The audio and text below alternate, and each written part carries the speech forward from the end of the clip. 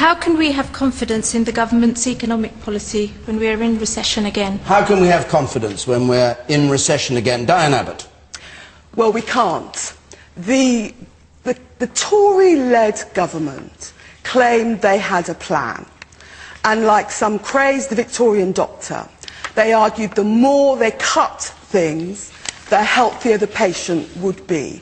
But 2 years ago, the government was borrowing £1 in every 4 that it spent. And you know that from your personal finances. If you do that, then you very quickly run into serious problems. And we see some of those serious problems in other European countries. The only reason that we are not in the same kind of position that many other European countries are in is because we've actually set about trying to stabilise our finances. Extreme austerity is being shown not to work. It's a disaster. You get into a death spiral. It's like kind of Ebola economics, where you eat your own economy as you go down and down and down, and more people lose their jobs and less money comes into the Treasury, and then you have to cut even more. And what's really truly terrifying is the Institute for Fiscal Studies says there are still 88% of the planned cuts still to come. You sir in the front here. Thank you. I think Bill Clinton once said, "It's the economy, stupid." Would it really make any difference who was in government? And shouldn't really the British public accept the fact that times are tough, they're going to get harder, cuts need to be made, we need to balance the books. And you can all blame each other for as long as you want. But quite frankly, this country and Europe and the world is in trouble, and I think that we just need to accept that. Nigel Farage, do you agree with that? I do, actually. And I think the biggest myth in British politics and this whole debate at the moment is even the use of the word cuts. Let's just be clear what is actually happening with our public finances.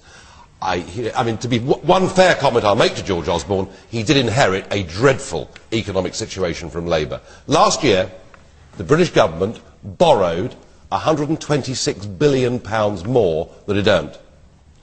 If we go on at that rate, our national debt will increase by a further 30% over the course of the next 4 years, leaving an absolutely massive, horrendous debt for us to pay back. So let's be clear, there are no cuts, we are borrowing massively. In fact, last month we borrowed nearly another £20 billion.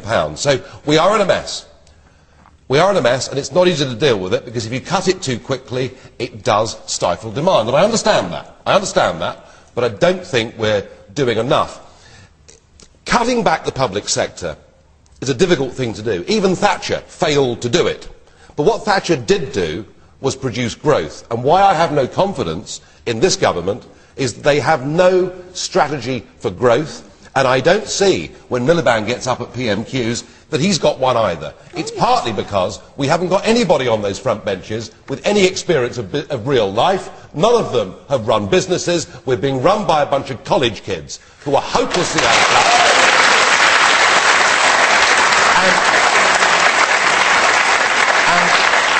The one thing I think we're missing is this. There are 4.2 million small businesses and sole traders in this country. They are the heroes of the nation. They're the people that put their necks on the line, and if you want to promote growth, you've got to remove the massive regulatory burden from their backs and get them out to employees.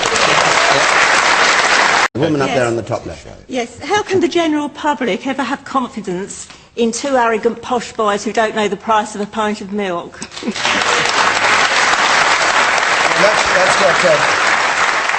That's roughly the accusation Nigel Farage is making. The decisions in the end have to be judged on their merits. One of the poshest people who's run this country was Macmillan. He is regarded universally as having done a fantastic job after the war, building houses, homes for heroes, so that we dealt with that. He came from But he worked in business. He worked in business. He hadn't left university and become a researcher. No, he hadn't. You said wherever you come from, you get elected. The point is, they leave university, Nigel, they go into research offices and become members of parliament. That's the problem. It is for some people. It is for some people. The man up there at the very back, in the middle at the back there, you sir. I think it's a bit of a travesty when the Labour Party claim to represent working class people, because it's generally working people who are paying for the mess that you got us into. And, you know, we're the ones who are suffering. We don't want tax to be higher for the richer. We want tax to be lower for the poorer. Here, here. And that's over there on the left, you say. The question is about how we have confidence in the government to Can we have offset confidence? Yes. this dip in growth. And the fact remains that from 1997 to today, there's been an average of 100,000 manufacturing industry jobs have been lost every year. And has been said by one of the panellists that neither party has had a strategy to deal with this, the way jobs have gone to the Far East, to Eastern Europe, and I think unless we can hear some plans about how to reignite British industry and manufacturing jobs, I think growth will be slow in coming. Well, we could stop carbon taxes, couldn't we? We could stop CO2 emission targets that are driving manufacturing business out of Britain and straight across to the Far East. Right, It's absolute madness. The danger is that if countries across Europe pursue George Osborne economics and just cut, I mean, we've seen a 25% drop in investment in housing, a 25% drop in George Osborne is borrowing. 25% drop of investment in construction. We're borrowing. If everybody does that, the economies of Europe will go into a death spiral. The Tories have a strategy for cuts. They do not have a strategy for growth, except so wait a minute, let's just... Diane, I want to come to Nigel Farage. Look, Nigel, your point... There is genuine austerity. You keep saying the government is borrowing and borrowing. Where is this money being spent? Yes, well, Diane says it's not going on massively housing. increased social security bills, massively increased bills, well, foreign aid budgets, EU contributions, added all pensions. up. The point, pensions, well, of course, people are living longer. But that's exactly what would you cut all these things? No, Nigel, would you cut all these things? We have.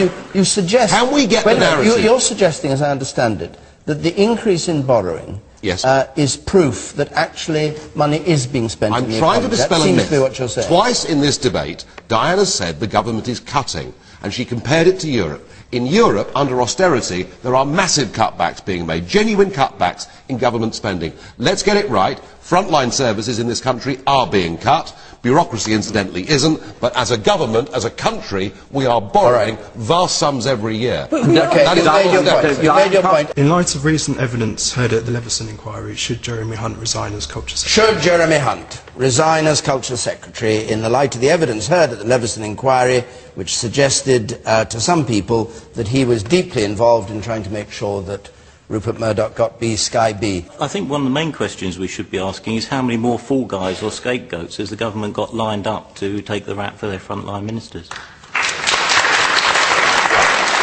Nigel Farage, do you agree with that? I do actually rather agree with that, I must say. I think the answer with his to the question, point, I mean. No, I do, and let me come to it. I think the answer is yes. The point's been made. Polly made the point. I often agree with Polly about these things. And she made the point that SPADs are in the pocket of their ministers. They work together. You know, they almost live together. It's that close a relationship. And clearly, this special advisor was sending emails to the Murdoch Group before the announcements were made to the House of Commons. Entirely inappropriate, quite wrong, and that's why he's had to resign.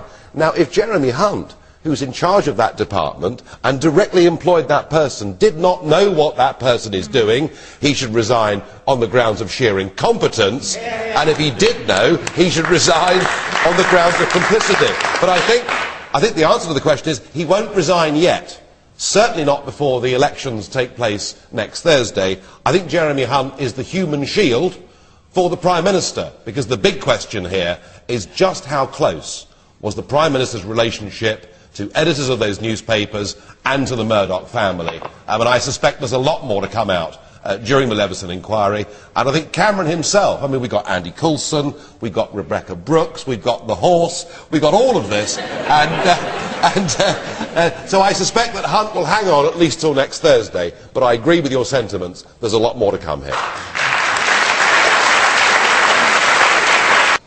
Do you feel that moving low-income families from Newham to Stoke-on-Trent is a form of social cleansing?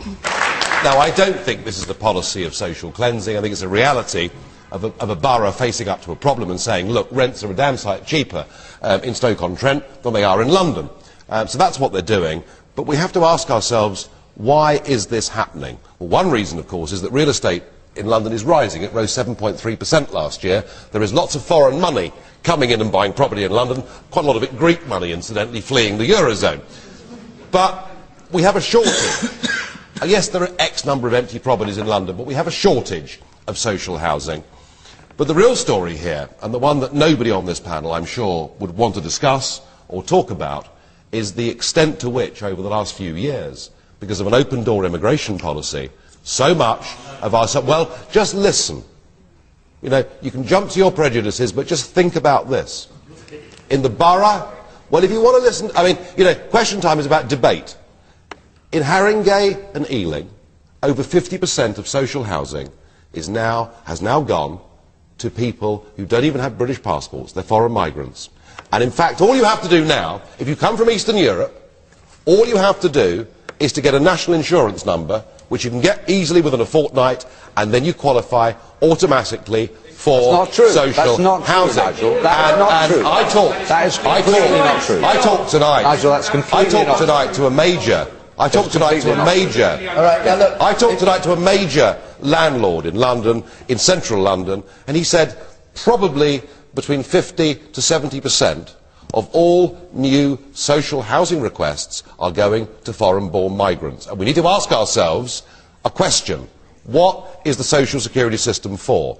Is it for families that for generations have paid money into the system, or is it here for the whole of Eastern Europe? And that is a big debate that we need to have in this. So you mustn't represent the position. Okay, now it is completely, Nigel's completely wrong to say that somebody can come here and in 2 weeks can be accepted by a local authority in London. That has never happened to my knowledge. The rules changed last year, Simon, as you know. If you come on day one and say you intend to settle here, you qualify. What you've said is completely untrue. The immigration rules are not as clear-cut as you've tried to explain them. They are in no way can someone come here from any country and within the first 2 weeks, without being a contributing member of the United Kingdom, get any housing. I'm sorry. There is a huge difference between the rest of the world and the European Union. And we now treat people who come from Eastern Europe as being part of the same country as us. And if you come on day one and say you want to settle in Britain, you can claim job seekers allowance. Even a French person who comes here on day one, if he has no job, he can get non-contribution-based. It's unfair and unreasonable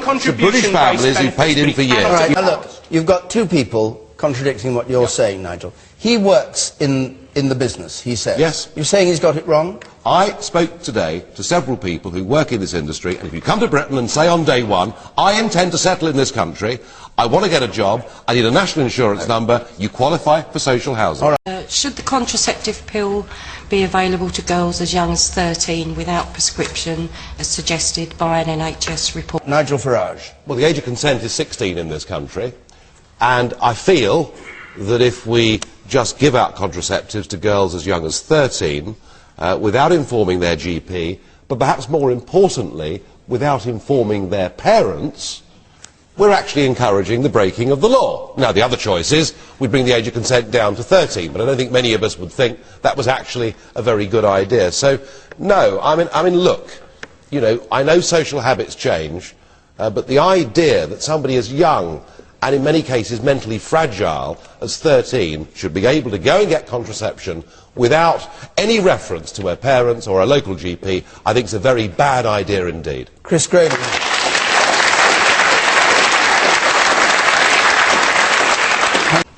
Well, Nigel, you say that contraceptive pills shouldn't be available through pharmacies to 13-year-old girls who may be, you say, incompetent, but the reality is that you may be allowing a 13-year-old girl to have a child. You know, they're not capable of, if they're not capable of getting contraception, they're not capable of raising a child. Surely getting contraception is preferable to that.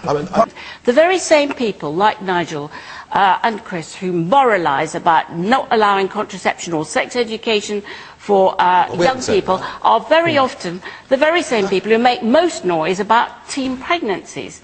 You know, we can't have it both ways. No, sorry, I haven't said that. Chris Graham. Yeah, I think that's putting words in our mouth. In the back. My question is to Nigel Farage. When a girl between the age of 12 to 14 decides to have sex, does she ask the consent of her parents? So why should the NHS... No, but look, we have a law in this country that says the age of consent is 16. And my concern, and it's in answer to the previous question that the lady asked me here, my concern is that if we go down this route of dishing out free contraception, no questions asked, no parental information, perhaps no proper guidance or debate, that what we actually do is to send a message that the effective age of consent isn't 16, it's 13, and that may result in more teenage pregnancies and not less teenage pregnancies. Okay. I'm sorry, I'd like to bring you in, but as Russell Brand said to a special committee this week, time is infinite, but an hour of question time isn't, and our hour's come to an end.